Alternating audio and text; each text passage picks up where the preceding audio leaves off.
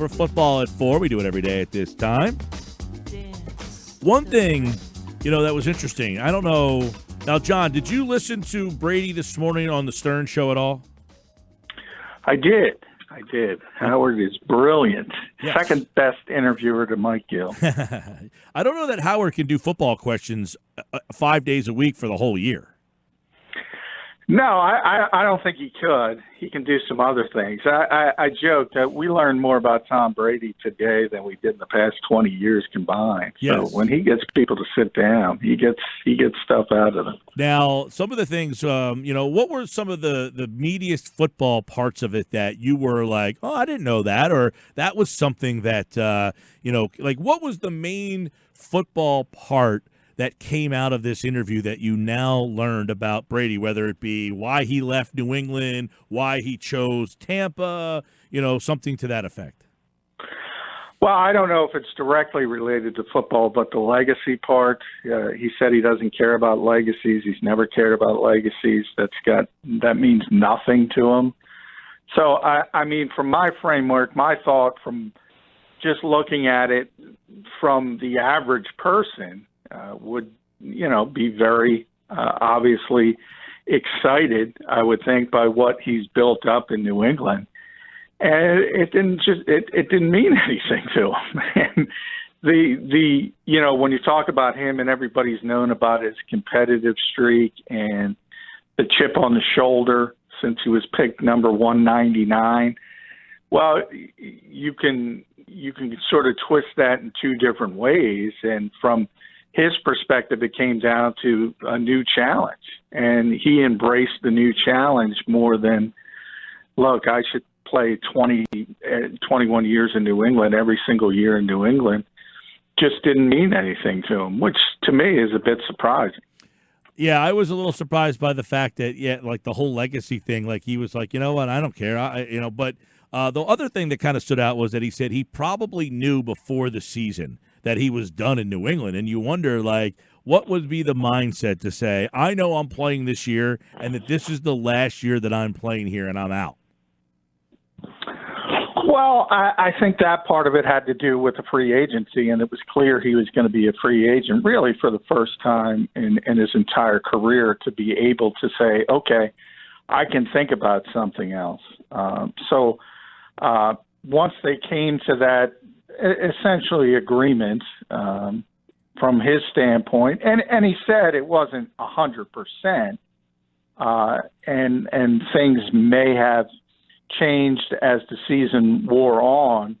In hindsight, they probably changed in a negative fashion because Rob Gronkowski retires, doesn't really have a lot of weapons, and at 42 years old, I think he's realistic. As competitive as he is, I think he does realize he needs some help at this stage, and probably didn't see the help coming from New England standpoint and in the realm of playmakers.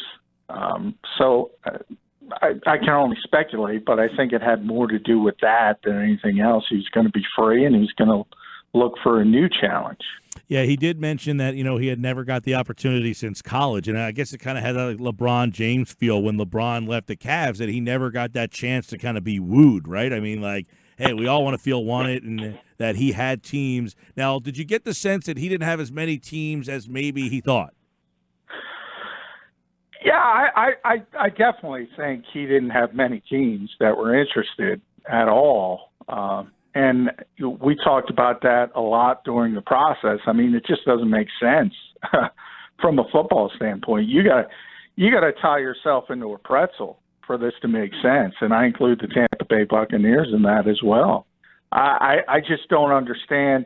If you take the name, if you take that legacy, which Tom says he doesn't care about, and you just look at it from a lucid fashion and say, we're going to start over with a 42-year-old quarterback? Who does that? Mm-hmm. I mean, it makes no sense. And I will say that in perpetuity. Even if it succeeds, even if Tampa Bay wins the Super Bowl, I will tell you next year, this makes no sense. But, hey, Bruce Arians. Well, I would counter with the fact, John, that football is just such a year-to-year proposition, though, right? I mean, like, one year you're bad, the next year you're back, and then when you're back, you're bad again. Like the Bears, I mean, the one year they win the division and they're back to the bottom. I mean, it does seem like it is very year-to-year. It's not so much like, in like a basketball sense, you kind of, you're in the lottery, you get that big player, then you kind of go to the 8 seed, then you're in like the 4 seed, and you kind of try to work. Football is just so like bouncing back and forth. I agree with you, but that's not the goal. And the goal really, if you think about it, from a general manager standpoint, from a personnel director standpoint, the goal is to be the Patriots or to be the Colts when Peyton Manning was there. The goal is consistency. So, and that's why you're But always even like the talking Green about Bay Packers with Rodgers don't have the. I mean, yeah, I guess because he's been hurt. Like Roethlisberger, they got a lot of consistency there. I mean, you got to really have this. Well, yeah, but it's very difficult. I'm not saying it's easy, but that's the goal. And when you always look at plans across this league, it's always about getting a young quarterback. It's always about getting the quarterback, hitting on the quarterback early in the draft, having those 5 years in a cost-effective fashion, taking advantage of it, building your roster in that way where you have the ability to get more free agents, get more veteran guys who are proven. And then once they get to the second contract, you got to sort of revamp and get younger bodies. But, I mean, that's what everybody does, essentially. Yeah. It's not – it's sort of like a boilerplate template in the fact that everybody has that plan. Nobody has the plan of, hey, you know what? I'm going to start over with a 42-year-old quarterback. No. I mean, even if you go back to Peyton Manning and going to Denver, he won 42. Carson Palmer with Bruce Arians in Arizona, he won 42. I mean, this is – I don't know what to say. A 42-year-old quarterback in a new situation, acknowledging he's the greatest quarterback of all time, which I constantly say, it just doesn't make sense. I will say that, as I said, in perpetuity forever. Now, he said we brought out the best in each other, Brady on Belichick. But do you feel, after listening to him, that Belichick was ultimately the reason why he finally decided, I don't want to be here anymore? Yeah, no question. It's interesting now that you think about it. And I kind of think here in Philadelphia, we know Lane Johnson talking about the Patriots in the lead up to the Super Bowl and all that, but they don't have any fun. We have fun. I mean, that's part of it. They don't have any fun. I mean, he's a machine. He expects you to do things in a certain way. And it's been tremendously successful. You can't argue from that standpoint. But it certainly wears on people. And you've seen it wear on people many times over the years. The fact that the quarterback was able to last essentially 2 decades is probably, now that we look back, it's probably pretty amazing. Because we all assume that Brady and Belichick were almost acting in unison as one. Like Brady liked the way that Belichick grinded on people because, like, we felt that Brady was this ultimate competitor and that this Patriots way was what he wanted also. Yeah, I don't know. He certainly wanted to win, and that's why I think he found it acceptable because they won so much. But, I mean, even if you go back last year, I mean, he wanted Antonio Brown. Now, look, it's not Bill Belichick's fault. It's not the Patriots' fault. I mean, that's kind of Tom's fault. But he wanted playmakers. If you go back to Randy Moss, and he always had that shelf life, you have to make difficult decisions, and you're not going to be popular. There's not a general manager in this league that's popular. There's not a head coach in this league that is always popular at every single moment because you have to make difficult decisions. And players are in a different perspective. And that's why you always hear players go get so-and-so, do this, do that. Well, they don't have to think about the salary cap. They don't have to think about the impact that getting insert name has on the locker room. They just look at a talented guy and say, wow, I'd like to play with him. in the case of Antonio Brown, well, yeah, talent-wise, everybody knows what he is and what he was. But look what happened to the guy, completely off the rails. So, I mean, the Patriots made the right decision. Well, yeah, if you're especially going back to what you're saying before, do you want to continue to try to build around a 42-year-old guy, or do they finally say, look, it's time to pull the plug? And I guess, they haven't made a quarterback move. Is that surprising? Or, I mean, I guess they finally said, look, we like this guy Stidham. It's time to play him, and we're okay with Tom Brady moving on. Because you would think they would have made a much bigger push to keep Brady if they didn't think this guy Stidham could play, or am I wrong about that? That's the interesting part of this, because I find it very hard to believe that they think Stidham is ready to step in and be the starting quarterback of the New England Patriots. But at some point, if that's the belief of Bill Belichick, you probably got to give him the benefit of the doubt. I can't imagine it's going to go well. Certainly Brian Hoyer's not going to be the starting quarterback. And then you compound it with, like, you look at who's on the street as well, and you say, we know the issues with Cam Newton health. You can't get physicals in this environment, so maybe that explains it. Andy Dalton, a lot of people speculated about him on the trade market. Cincinnati's obviously looking to move on. Jameis Winston, a lot of names out there. Mm-hmm. And I mean, if you with those names out there, if you're willing to go with Jarrett Stidham, wow, that's all I can say. Yeah, I that's certainly would be at top of mind. Is like, really, they're going to turn after 20 years of this success. They're going to turn this all over to Jarrett Stidham. It just sounds very bizarre. And you bring up a good point, Mike. I mean, for an accomplished quarterback, that's probably a situation that is untenable. Nobody can follow Tom Brady. I mean, think about that standard. Nobody could possibly even live up to a modicum of the success they've had over the past 2 decades. And then you're throwing it on a kid with absolutely no experience, not much of a pedigree. I mean, boy, you almost hope he's unaware of that surrounding, because it's going to be tough for him, to say the least. All right. After hearing Brady today and just kind of taking it all in, John, how much did Bruce Arians factor into this? I know Stern asked him. I mean, I'm sure Stern wouldn't know Mike Evans and Chris Godwin if they came up and, kicked him in the nuts. But he mentioned those two guys, and Brady was like, definitely. But he did kind of sound like Arians was the complete opposite of Belichick, and that was a factor. Yeah, I think it was a huge factor, mainly because Bruce is probably the only coach that really, really wanted Tom in there. I mean, even Indianapolis and Frank Reich, they preferred Phillip Rivers. Now, you could argue, as an aging quarterback, they made the wrong decision, but for whatever reason, they thought Rivers had more left in the tank. Mm-hmm. Bruce was the one guy who actively wanted him. So, I mean, that's huge. And as I said, he's had a lot of success with an aging quarterback before, and Carson Palmer with Arizona, but Carson was a lot younger than this.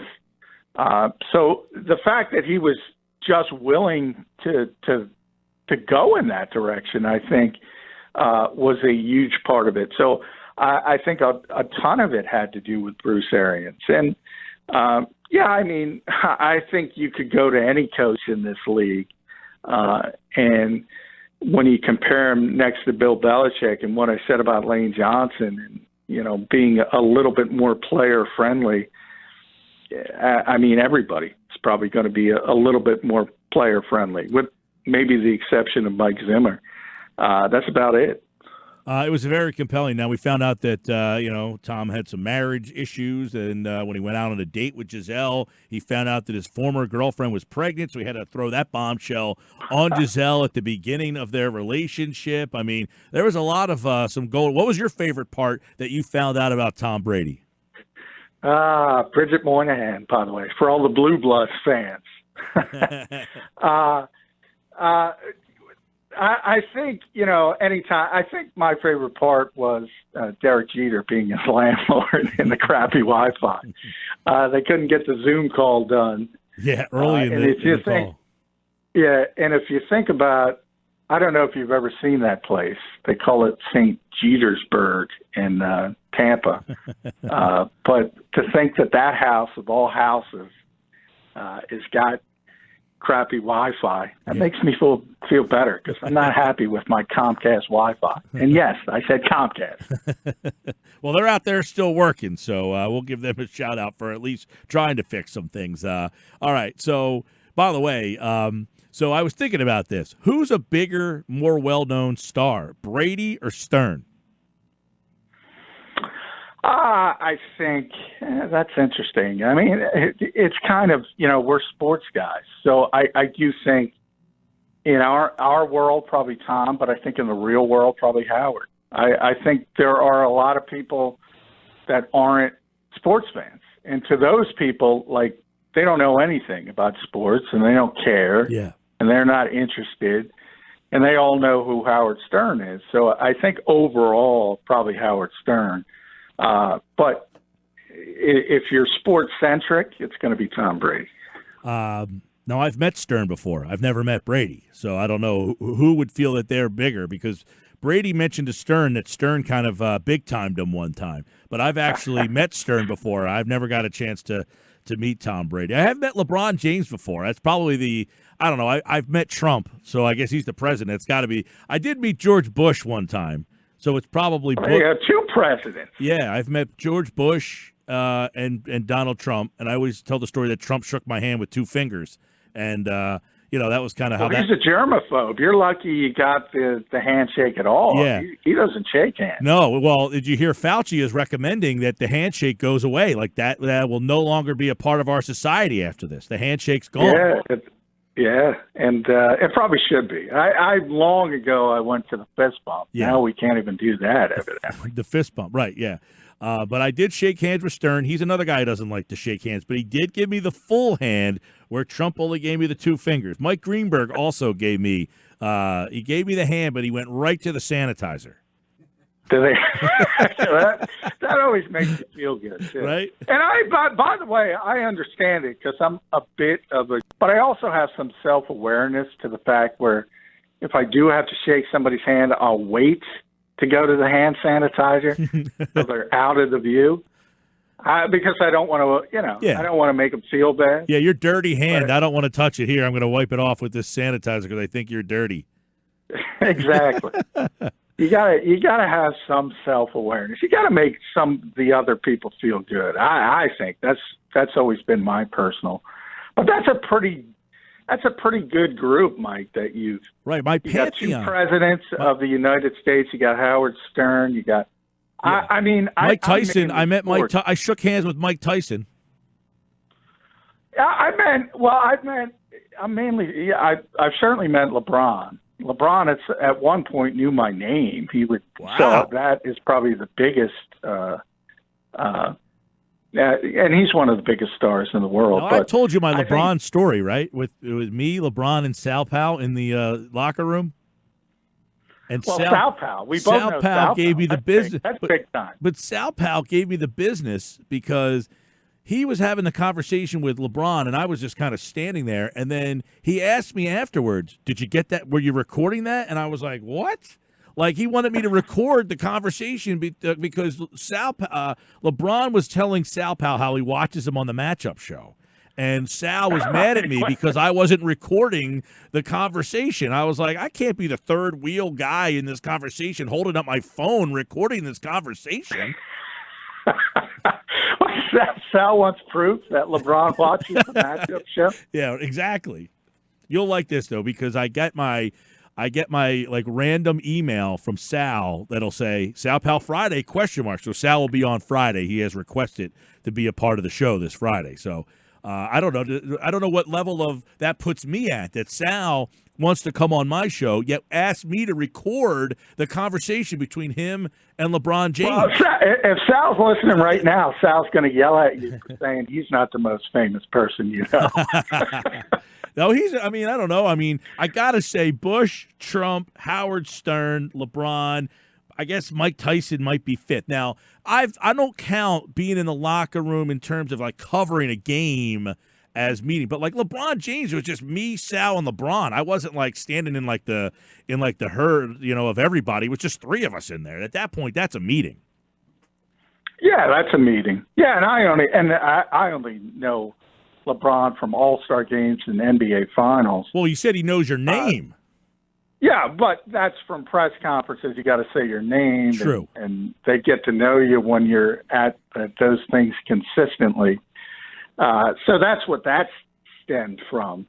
But as far as meeting people in everyday life, yeah, I don't travel in those circles, so I get to meet famous people in everyday life. Yeah, I would say, I don't know, where would you put CM Punk on that pantheon? I actually have text. Oh, yeah, you do. Well, he's a huge star, but obviously, I have met Vince McMahon. That would be the apex of professional wrestling. But yeah, CM Punk is. I actually have text conversation. He'll text me out of the blue, like, "Hey, what's going on?" Like, I'm like, "Really? CM Punk really? CM Punk? Yeah. CM Punk doesn't text his friends, evidently. I laugh all the time that I make the list of people that CM Punk, communicates with. Yeah, that's big time right there. But at some point he'll blow you off, though. He's going to ghost you. You think? I'm just warning you. Oh man. Yeah. I keep my distance. He'll usually hit me up during the UFC fights. Like, he'll ask me if I'm watching. So that's typical. He's not like, "Hey, how's your day?" It's more like, "Hey, are you watching the fights tonight?" Well, maybe when they do the show from their private island. Well, I'm going to try to have him on next week to try to get his take on that. I don't like to try to have him on. I don't like to bug him too much, but I am going to try. Dana White. Yeah, I'm sure you've met Dana. I had Dana on at the Super Bowl. Yes, he actually gave me the dead fish handshake. It was not a great handshake. Did he? Yeah, it wasn't a great handshake. That's the workers' handshake. That's what it's called in professional wrestling and mixed martial arts. The dead fish. Yeah. It's the workers' handshake. Yeah, it wasn't a firm, "Hey man, nice to meet you." It was kind of a light, But if you want to talk about handshakes, see, the wrestlers always hurt their hands. MMA guys always hurt their hands, so they don't want their hands hurt. So that you see this person, this tough person, and you're gearing up for this iron handshake, and they dead fish, and you go, "What the heck is going on here?" Right. But Adrian Peterson, my God, it's like a vice.